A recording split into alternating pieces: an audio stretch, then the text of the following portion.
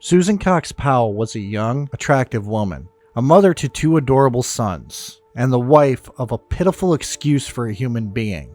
On December 6, 2009, she went missing, but this was just the entrance to a rabbit hole of depravity that ended in tragedy.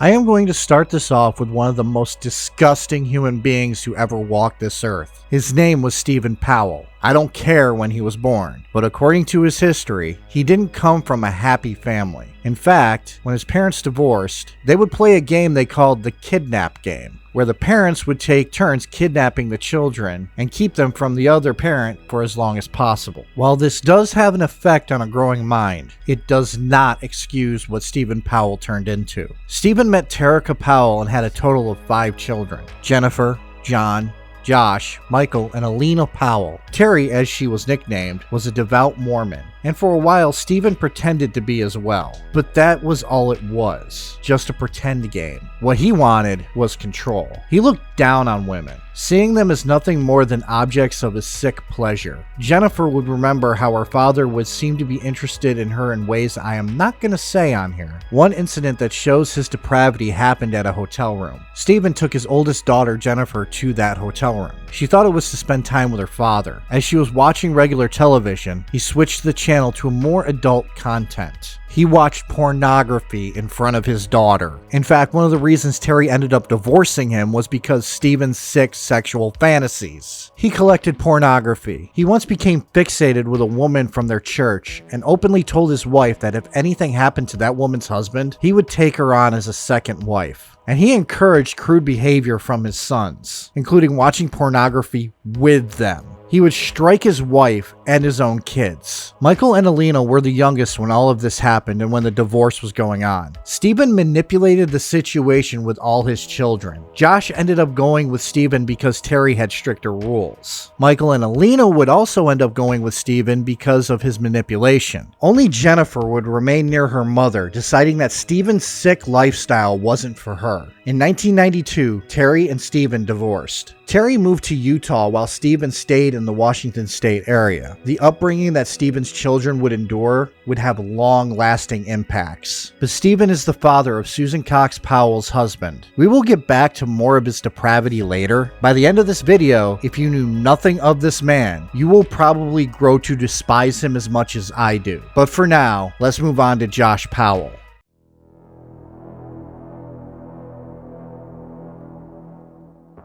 Out of all of his brothers, Josh Powell seemed to have a love-hate relationship with his father. Josh was born on January 20th, 1976 in Puyallup, Washington. As said before, his family at first were devout Mormons. But that changed when Stephen decided he wanted nothing to do with the church. As a child, he was torn between his mother's religious influence and his father's manipulative and predatory influence. Stephen would in fact insult the church in front of Josh. He instilled in Josh not to have much respect for women. Josh himself would begin to have some disturbing traits of his own. Alina once walked up to her aunt when she was a young 5-year-old girl, complaining that she didn't want to hold the red anymore. When the aunt asked what she was talking about, it became clear. Josh and John both had been killing Alina's pet gerbils and made the young child hold the dead bodies. Josh would also strike his mother, as well as his sisters. He once tried to stab his mother with a kitchen knife. He even tried to take his own life once. All of this, Stephen got a kick out of, never once punishing his son or trying to help him through his obvious mental issues. That wasn't to say that Stephen never laid a hand on Josh. In fact, Stephen seemed to be a lot harder on Josh than his other kids. And once his parents divorced, Josh went to live with his father, which for years after he would try to escape, but found himself back with. Josh also fancied himself a ladies' man, and he had relationships, but he was a troubled young man who would end up losing those relationships just as fast as he started them. But he seemed to have turned a corner when he returned to the Mormon faith. He met a woman named Catherine Terry Everett. They hit it off and soon were living together, and then his true colors showed. He was possessive. He wanted Catherine to lie in church and say that they were married so they can attend church together, which this isn't a deep dive into the Mormon church, But I will say this, that is a no-no. He also wouldn't let her drive. He was quick to anger when she bought food that he felt was too expensive, which was hypocrisy because he destroyed her credit by buying expensive items for himself, something he had a habit of doing, that and losing jobs, which was a common trend even back with Catherine. Both were in college, but they went to different colleges. When Catherine got financial aid, Josh manipulated Catherine into signing it over to him to put in his account. She never saw that money again. He used it. Much like his father, all he cared about was having control, and an independent woman threatened his sense of what a man was. Catherine was able to escape him, traveling to Utah to visit family. She broke up with him over the phone while she was in Utah. He put her stuff in storage, and he became cold until she went to pick up her things. He wanted to meet with her to give her tickets to a science fair. She agreed to, but with her new boyfriend as backup, a man a lot bigger than Josh was, and Josh was intimidated. It is through the podcast Cold that all of this information is available, which includes a habit Josh had: writing crappy poetry and having audio journals. I am not going to torture you with them. Let's just say that he is monotoned and sounds like he is trying to be deep, but he lacks the emotion to be. At one point before he was with Catherine, he tried to woo a woman named Mary Cox, but she wasn't into him. Mary was going to prom with another man, and Josh thought it should be him that she went to the prom with. He sat on a couch in the Cox home, and Mary wasn't there. He was told this, and yet he remained, with his goals being that all he wanted to do was talk to Mary. And then Charles Cox, Mary's father, asked him to leave, which Josh didn't. He just kept talking, and it wasn't until the threat of police being called that he finally left. But notice Mary's last name, Cox. Well, she had a sister, one that remembered Josh as the guy who played piano at the Cox residence. Her name was Susan Cox.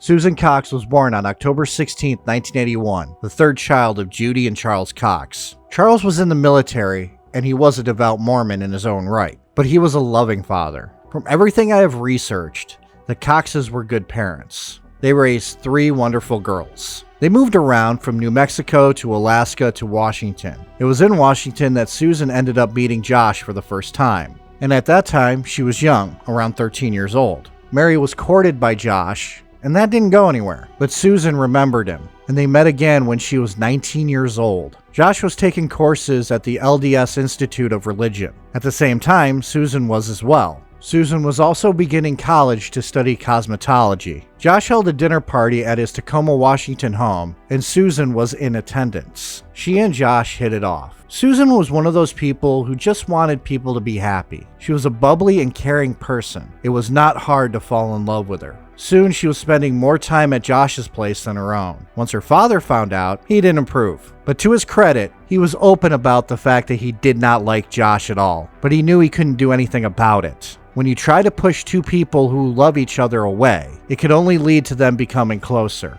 After 2 months, Josh did the cheapest thing he could think of. Susan was working at a jewelry store, and Josh went there to inquire about a ring. He stated that he wanted to get his mother, Terry, a ring. He picked one out and asked Susan to use her discount for that ring, which Susan did. 6 months after meeting Josh, Susan was presented that very ring that he asked her to purchase for his mother, that he used her discount and her money to purchase as an engagement ring. While most people would have been slightly pissed off at this, Susan wasn't. Susan was young. Not even 20 years old. Susan wasn't used to a lot of things. Don't get me wrong, she was a spitfire and would stand up for herself.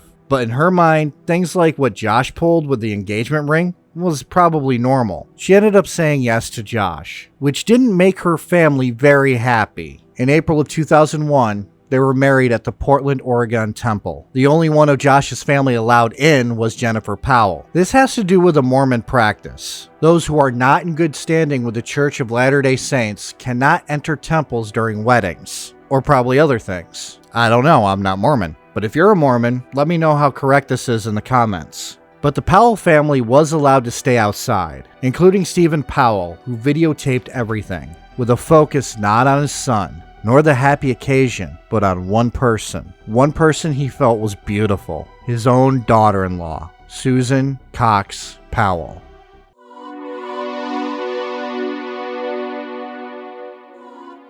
The newest member. Verde. I'm sorry. No, we're not idiots. We don't butcher the Spanish language. You don't. This is the newest member of Susan and Josh's family. This is our baby.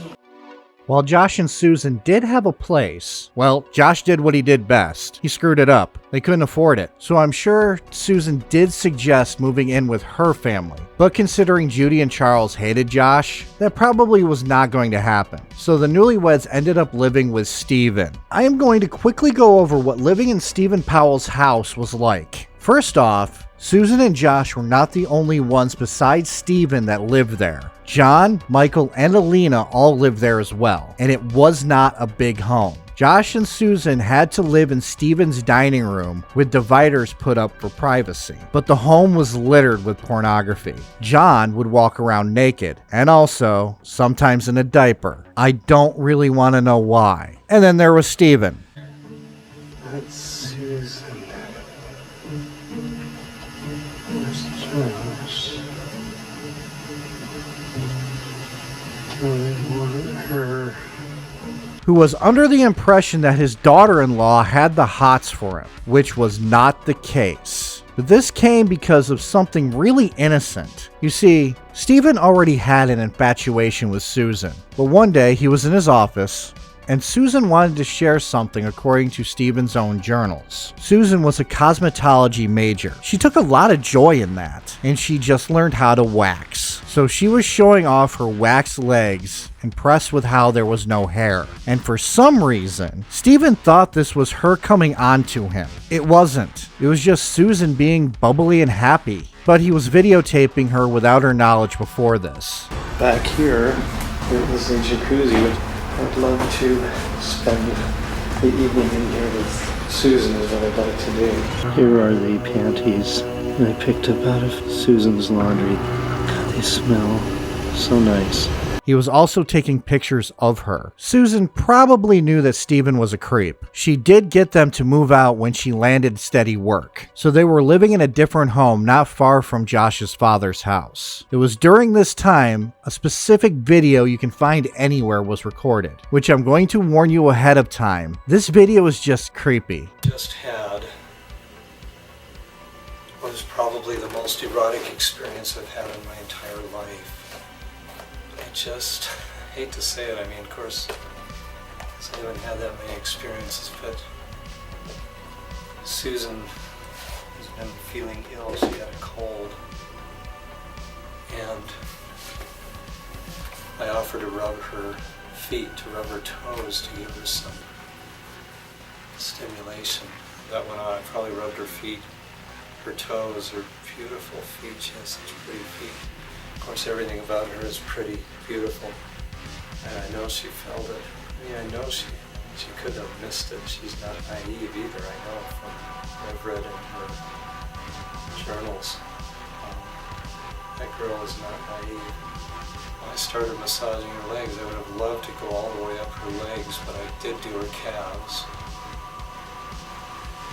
because her feet were resting in my crotch, so I sort of rubbed her calves.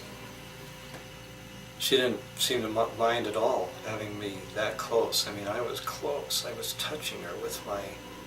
Now going off on a side tangent for a second. I am married. If my father acted like a hormonally imbalanced teenager, took pictures of my wife without her knowledge, I would probably be an orphan. Josh decided that he should try to be a trucker. One of the many ideas that he had he did not follow through on. Stephen, with his camcorder, drove out to meet Josh and Susan before Josh took to the road for a road test, which Stephen again was not shooting footage of his son like a proud dad. Any chance he had, he wanted to take video of Susan. So, knowing that Josh was going to be gone for a while, Steve decided to shoot his shot. He decided to ask Susan if he could take her home, which Susan agreed to. Stephen thought he had stopped recording, but he didn't. So when he put his camcorder away, it was still running, and the audio it captured was Stephen confessing his love for his daughter-in-law. Great to go to Colorado and see a different part of the U.S., you know? Yeah. I'm probably wrong, but I've really fallen in love with you. Maybe I'm interpreting something that I shouldn't be interpreting. just, for example, when we were sitting on the couch, it just felt like you were very, I mean, I was extremely aroused, and I think you were somewhat aroused, at least I thought. I don't know where you're going with this. Susan, well, I'll tell you where I'm married to your son, and I should just be the daughter-in-law. I know. Which puts me a step beneath your own children. Okay. And that's where I'm coming. Just kind of meaning to talk to you about this. My own father doesn't kiss me, and you kiss me, and I didn't like that. Again, if I found out my dad did this to my wife, I would be an orphan. Stephen, though, was shocked that Susan rejected him. Shocked at first, because a little while later, he for some reason got it in his head that what Susan really was saying was the reason they couldn't be together was because she was with Josh. If you cannot tell, Stephen is a narcissist. Oh, and Susan did tell Josh about this, to which he kinda took his father's side.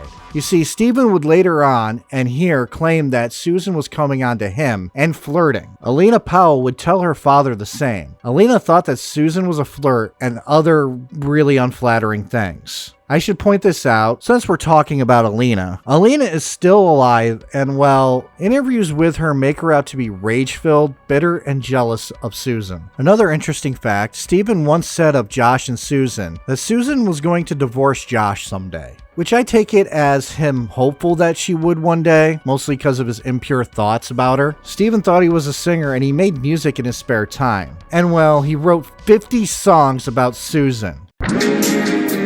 I said I love you, is that a crime? So Josh didn't do anything, didn't try to even talk to his father about it. Susan and Josh, though, decided to move away, to Utah, West Valley City, Utah to be exact. Susan also tried to get Josh to cut off all contact with Stephen, which when they moved, he did for a while. He seemed a lot more happy without his father in his life. He went to church. He was a doting husband. He connected with his sister Jennifer, but it was just a phase. Soon he was back to being the guy your parents warn you about. Not the cool one, the one that's a deadbeat. Susan took a job and tried her best, but things were going to get worse.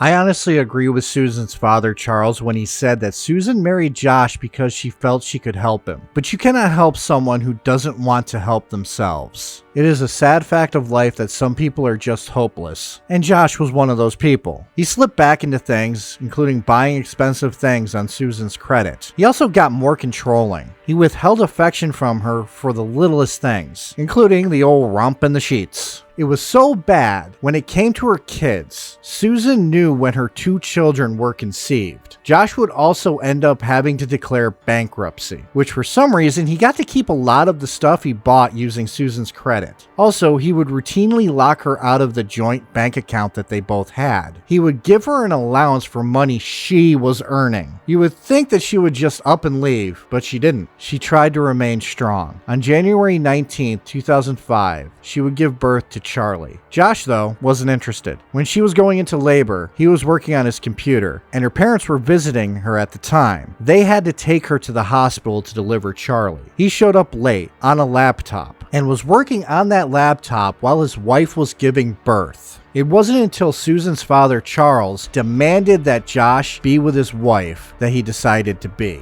And he seemed to get the hint. Seeing his son for the first time, you would think that he would change. He didn't. They needed to hire a daycare provider even when Josh wasn't working because Susan would come home to a mess. The child wouldn't be fed and diapers not changed. It didn't change when Braden was born on January 2nd, 2007. Josh had 2 sons, and all he cared about was himself. Debbie Caldwell would become their daycare provider, and she will be important later.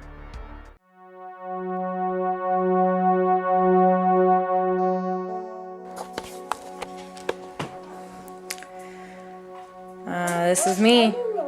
July 29th, 2008. It is 12:33 Mountain Time. Covering all my bases, making sure that if something happens to me or my family or all of us, that our assets are documented. Josh stopped going to church, and sometime after the birth of Charlie, he got back into contact with Stephen, which caused him to spiral even more. He would insult the church, like his father did before him. He would tell his sons that they didn't need to listen to their mother, but the worst was his neglect. He neglected the needs of his children badly. Braden was diagnosed as malnourished, and Josh's response to that was Braden only needed to eat once a day. He wouldn't allow Susan to buy anything for the kids. If something was cheaper somewhere else, he would complain on what she did buy. Susan had to borrow hot dogs for protein, and Josh continued to buy things he didn't need. He even demanded that Susan start a garden because he thought the world was going to end, which he blamed Republicans for. And this is not a political channel, so do not assume I am standing up for any party. I am just saying what he was blaming. He also, for some reason, had them buy 50 pounds of wheat. So on top of working, taking care of her kids, Susan had to learn how to be a farmer and bake her own bread, which she did. But this was all beginning to be too much for her. She had 2 little boys to think of.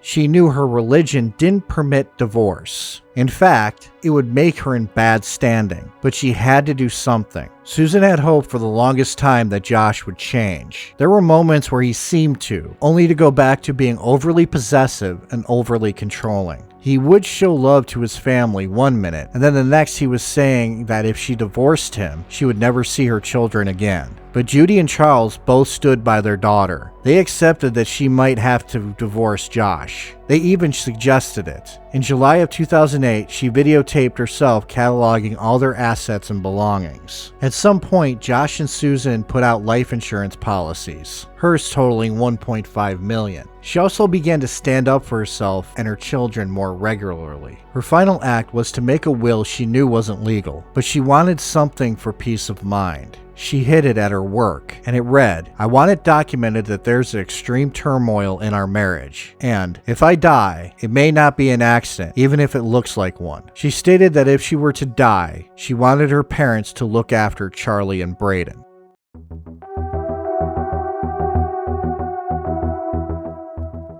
For a period of time before Susan's disappearance, something shady was going on. In 2008, she would become sick, to which she thought she was pregnant again. She was urged to get a blood test done to see if she was pregnant, and it came back negative. But she still was feeling some of the symptoms like she was. A coworker suggested that she get another blood test done, but this time, to check for other factors that could lead to her being sick. She only got another pregnancy test done, which came back negative, which is weird, but the sickness did subside. But to me, with what is to come, it seems suspicious. I am not going to say that this is a fact that something shady was going on, but was Josh poisoning his own wife? I don't know. On December 6, 2009, Susan took Charlie and Braden to church, then asked a neighbor over, a woman named Giovanna Owing. The reason was that Giovanna was good with untangling yarn, and Susan wanted to knit her children something. Josh was surprisingly affectionate. He loved on his wife and made no impression that there was turmoil in the home. He made pancakes for everyone. Giovanna didn't know the Powells as well as she thought. She just thought this was normal. But what wasn't normal was around 5 p.m., Susan excused herself. She felt fatigued and she went to lay down. Giovanna was in the house with Josh until Josh asked politely if she could leave because he wanted to take his boys sledding.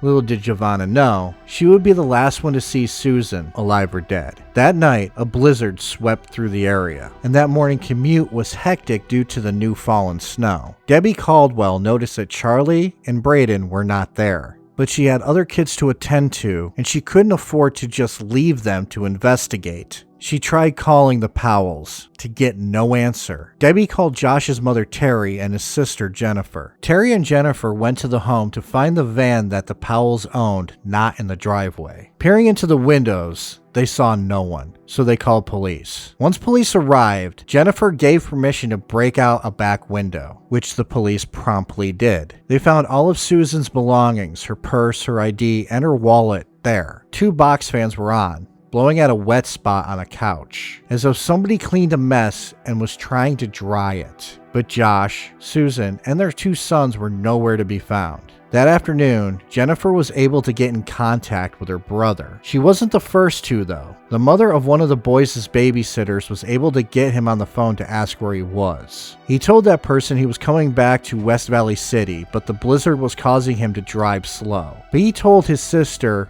that he was at work and that Braden and Charlie were with him, which Jennifer called him out on it because his work had called and asked where he was. Then Jennifer asked him where his wife was. Josh said Susan was at home, which was a lie. Susan wasn't at the home, but Josh claimed that the last time he saw her was she was at home. He got on the phone with a detective who asked him to come home immediately, which he stated he needed to stop to get the boys food. At 5 p.m. he did show up, later than what he said he was going to. And 8 hours after, people showed up at his home trying to figure out what happened to the Powells. The detective did chastise him for his tardiness, but noticed the smell of pizza. He had stopped off at a Little Caesars to get his children food. Josh agreed to go to the police station to answer questions, and he brought his children with him.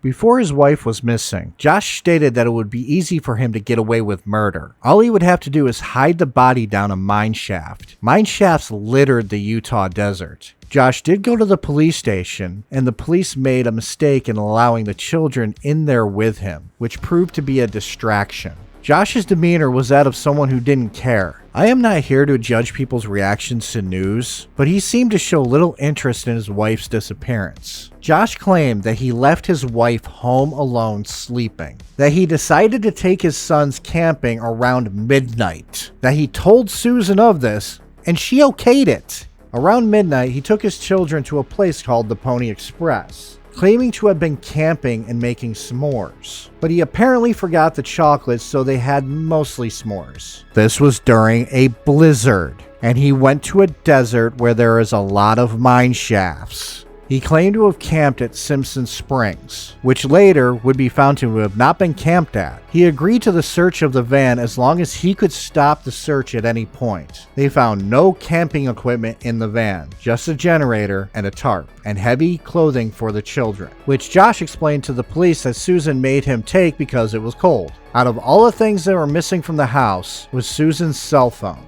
which Josh was asked about it. Josh claimed to not know where it was, and that he didn't have it. When the police were searching through the van, though, in the center console, under a tray, was Susan's cell phone, which Josh tried to explain away in the dumbest of fashions. He claimed that he must have been using it to look up something. He put it in his pocket and forgot about it, which makes little sense. It was found in the van, which suggests he remembered it and took steps to hide it. Susan's blood was found on the floor of the Powell residence. Also found in the Powell residence was the aforementioned life insurance policies, as well as another blood stain that didn't match Josh, Susan, Charlie, or Braden. The evidence was piling up, but Josh was only labeled a person of interest. There was no body. There was a lot of circumstantial evidence, but not enough to label him a suspect. Then, police interviewed Charlie. Charlie's story was different. Charlie claimed that his mother did come with them, but she was in the trunk, and that his dad took his mom somewhere, and only Josh returned. When asked where his mommy was, he mentioned crystals, suggesting a mine shaft. Later on at daycare, Charlie would tell his daycare provider that his mother was dead, and then Braden drew a picture of a van with stick figures inside. Judy and Charles were called to the daycare to see this. Braden claimed that his mother was in the trunk. A few days after these events, Josh took his sons and moved back to Puyallup, Washington to spend the holidays with Josh's father, Stephen. Then on January 6, 2010, Josh moved in with Stephen with the help of his brother, Michael. It was around this time that Josh stopped working with law enforcement.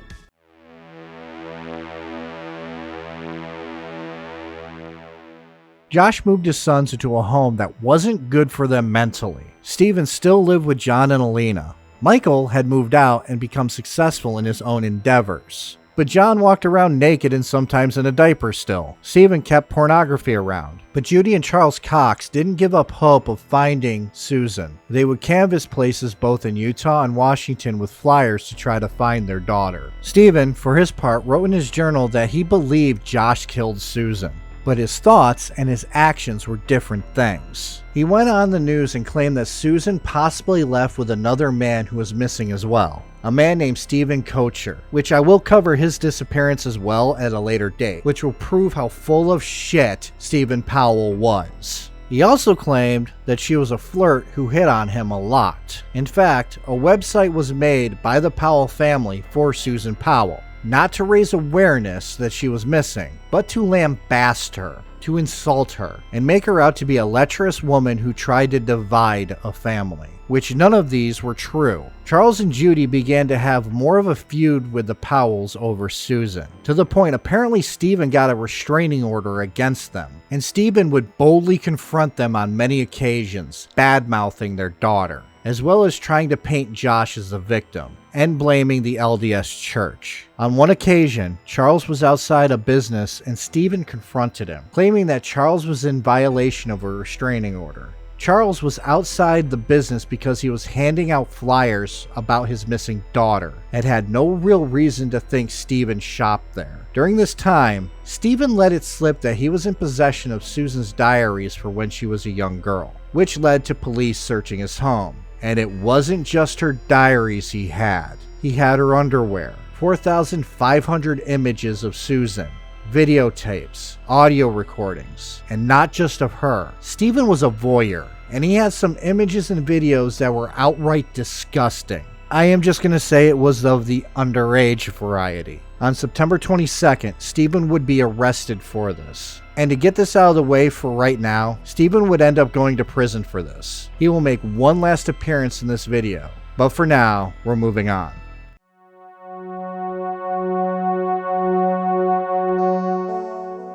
Josh had lost custody of Charlie and Braden because of his father's habits, and Charlie was showing signs of abuse. He tried to drown his own brother in a bathtub. They were sent to live with Charles and Judy Cox. And just shockingly, after Josh found a new home, he was allowed supervised visitations, which is mind-blowing. It is because he wasn't listed as a suspect in the disappearance of his wife. He was still only a person of interest. Josh was attempting to get his sons back, but there was a wrinkle. A laptop he had just bought was seized, and well, it had animated pornography on it, and the images looked a little too young, so he had to get an evaluation for that. The thing was, in this case, he was totally innocent. The images were on the laptop when he bought it, meaning the person he bought it off of had an interest in that and not Josh. Either way, he was ruled to not be allowed to have his kids back, but he was allowed supervised visits with his children. In the days following this decision, Josh bought a lot of gasoline. He took his children's toys and books out of storage and donated them. On February 5th, 2012, social worker Elizabeth Griffin brought Charlie and Braden to Josh's home. The children ran ahead. Josh told them that he had a surprise for them before shutting the door in Elizabeth's face. Reporting. Hey, I'm on a supervised visitation for a court-ordered visit, and something really weird has happened. The kids went into the house, and the parent, the biological parent, whose name is Josh Powell, will not let me in the door. Elizabeth had smelled gas. She called 911, and the 911 operator was less than helpful. What should I do? What's the address? It's 8119, and I think it's 89th. I don't know what the address is. Okay, that's pretty important for me to know. I'm sorry, I can't. Just a minute. Let me get in my car and see if I can find it. Nothing like this has ever happened before at these visitations, so I'm really shocked. And I could hear one of the kids crying, but he still wouldn't let me in. Okay, it is. You can't find me by GPS? No. Okay, it is. I still can't find it, but I think I need help right away. He's on a very short lease with CSHS, and CPS has been involved. And this is the craziest thing. He looked right at me and closed the door. Are you there? Yes, ma'am. I'm just waiting to know where you are. Okay, and I'd like to pull out of the driveway because I smell gasoline, and he won't let me in. You want to pull out of the driveway because you smell gasoline, but he won't let you... He won't let me in. He won't let you out of the driveway? He won't let me in the house. Whose house is Got the it? kids in the house, and he won't let me in. It's a supervised visit. I understand. Whose house is it? Josh Powell. Okay, so you don't live there, right? No, I don't. No, I'm contracted to the state to provide supervised visitation. I see. And who is there to exercise their visitation? I am. And the visit is with Josh Powell. And who And he is supervises? the husband that I supervise. So you supervise and you're doing the visit? Yeah, You're I supervising supervise yourself? I supervise myself. I'm the supervisor here. Wait a minute. If it's a supervised visit, you can't supervise yourself. If you're the I visitor. do supervise myself. I'm the supervisor for the supervised visit. Okay, well, aren't you the one making the visit? Or is there another I'm the parent one- that you're supervising? No, I'm the one that supervises. I pick up the kids at their grandparents. Yes. And then who visits with the children? Josh Powell. Okay, so you're supposed to be there to supervise Josh Powell's visit with the children. Yes, that's correct. And how did And he's the husband of missing Susan Powell. This is a high-profile case. how did he gain access to the children before you got He there? I was one step in back of them. Okay, so they He went into shut the the house door and in then he my face. locked you out. Yes, Okay. he shut the door right in my face. All right, now it's clear. Your last name? My name is Elizabeth Griffin Hall. Griffin Hall is hyphenated? Yes, And what's your phone number, Elizabeth? And what agency are you with? Foster Care Resource Network. And the kids have been in there by now approximately 10 minutes. And he knows How this many is children? a supervised visit. 2. Braden is 5 and Charlie is 7. He didn't listen to her pleas. He didn't take down all of her information. All he told her was that deputies would be there when they can. All right, we'll have somebody look for you there. Okay, how long will it be? I don't know, ma'am. They have to respond to emergency, life-threatening situations first. The first available deputy Well, is this responding. could be life-threatening. He went to court on Wednesday, and he didn't get his kids back. And this is really, I'm afraid for their lives. Okay, has he threatened the lives of the children previously? I have no idea. All right, we'll have the first available deputy contact you. The 911 center got another call from Elizabeth. The house was on fire. Josh had set it after using a hatchet on his children. Elizabeth heard the children's screams.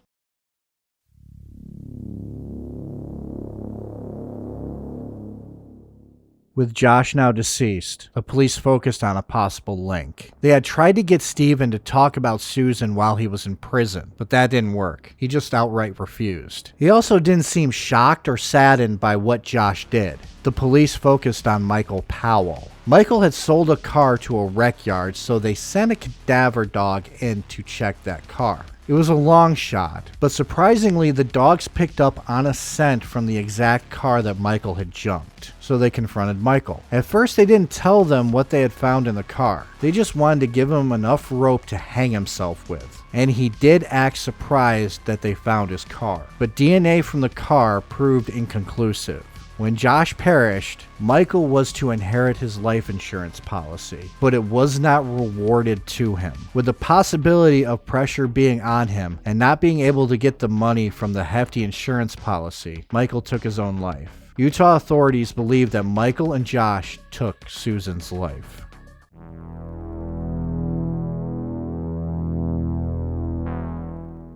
Stephen Powell served his time and returned to his home on July 11, 2017, but he didn't have much longer to live. He died on July 23, 2018. I am not going to say anything more about him. I am sure his surviving kids, Alina and John, miss him, but I don't think the rest of the world does.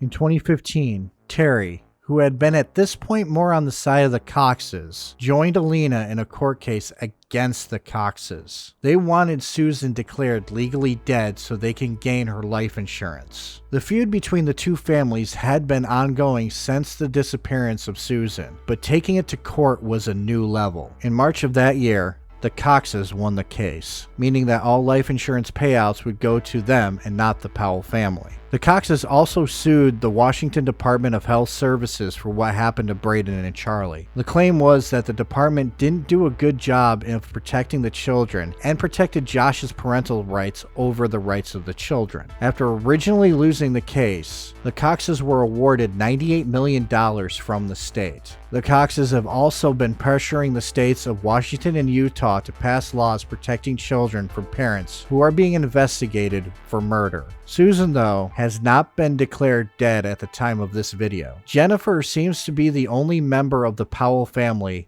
to not take the side of Josh, though I am not sure how her relationship with the Cox family is. But Jennifer believes that Josh murdered his wife. Alina has pretty much parroted her father's accusations on Susan to the point it comes off as Stockholm Syndrome more than her own thoughts. John, don't know. He has never spoken out or spoken up. But Alina is a victim of Stephen too, as well as John and Jennifer, so I do feel bad for them.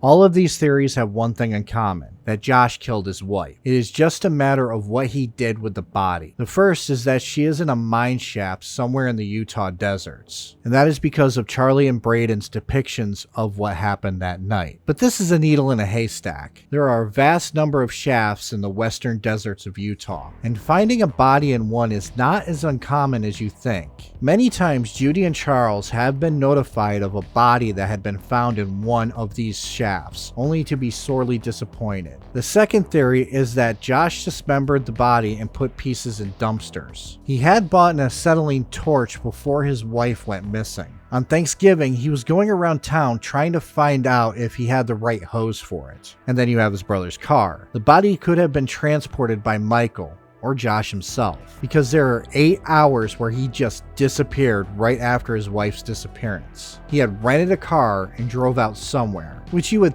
think would be suspicious because he had a working van. Oh, and his father Stephen had taken time off of work to grieve over the loss of his daughter-in-law. And Stephen went missing for a bit as well. This theory suggests that Michael, Stephen, and Josh got together to make sure that Susan was never found. Josh had been spotted throwing things in dumpsters before he disappeared for 8 hours. The last one is just that they moved the body. The same premise as the second, but instead of cutting up her body, they just moved it. But in all likelihood, Susan Cox Powell is not with us anymore. Her life was cut short. So where does this leave us? Well, there's this YouTube channel that will not let Susan be forgotten and has been trying to help find her since the beginning of this year.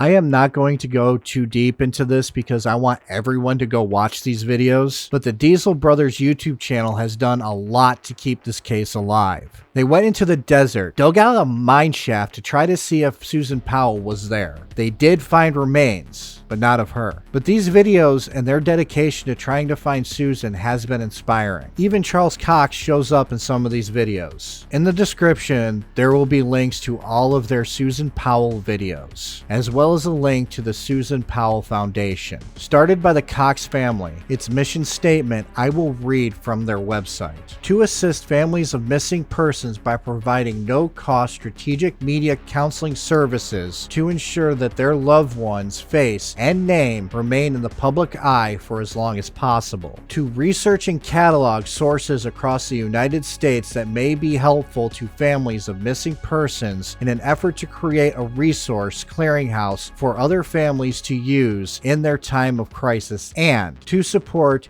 DV prevention efforts and to participate in community and school-based education about DV prevention with a special emphasis on recognizing early signs of abuse. With this video, I do not care if it's monetized. If it ends up being monetized, cool. But I am not going to get frustrated if it isn't. I want people to support this foundation. If you can, donate. If you cannot donate, show support. Because what happened to Susan and her children should not happen again. Next week, a case of obsession, of stalking, and the disappearance of a woman named Carrie Farver. Till then.